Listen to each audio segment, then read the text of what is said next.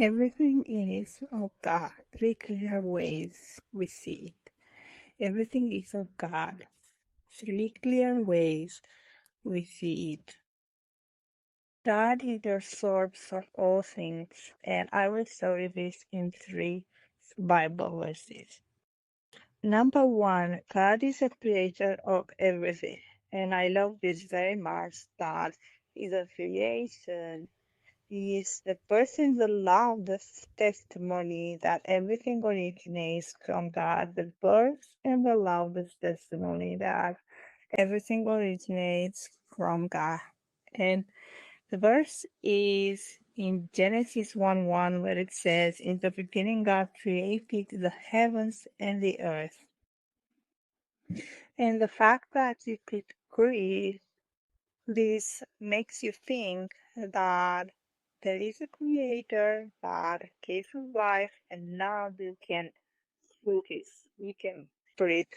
And also, what I love is that God has a signature, and this signature is His creation written across the universe. Number two is that God actively sustains all things.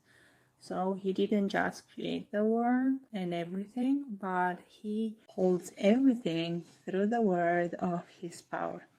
In Colossians 1:17 it says, "He is before all things, and in Him all things hold together."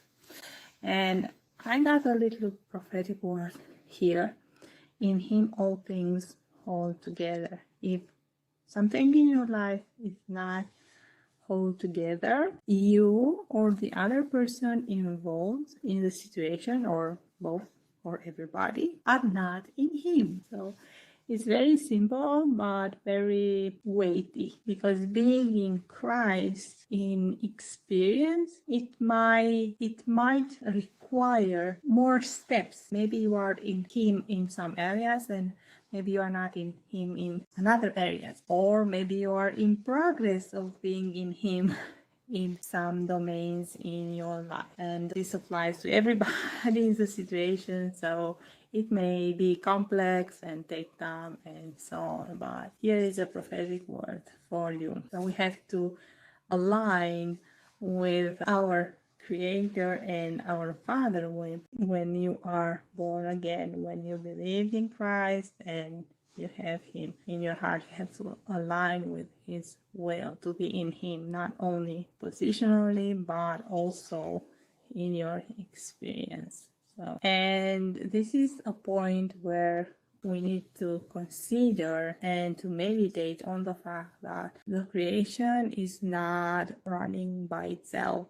It's upheld every moment, but by God's ongoing power. So there is a power that sustains everything. And the third one is that God owns everything, and we are stewards. We are stewards, managers of everything He created.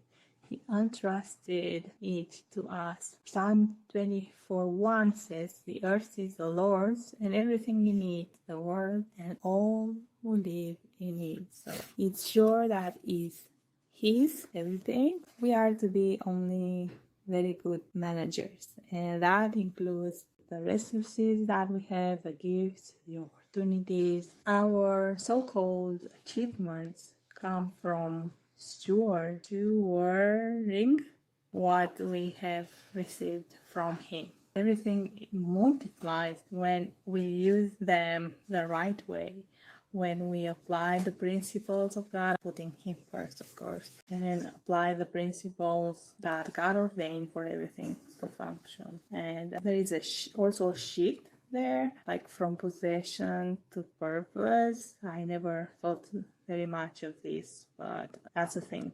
Let's say we have some gifts, because I want to apply it more focused. So we have some gifts and we receive them, and stewarding them very well, it will lead us to multiply them, and they are supposed to be used for a purpose related to God's kingdom. That's A nice idea for the purposes of God's kingdom. So they are for purpose. When we possess something, like everything ends there because it is ours, and we naturally don't think others, but everything that God gives has this DNA of not also to of multiplying, but of serving a greater purpose that includes other people.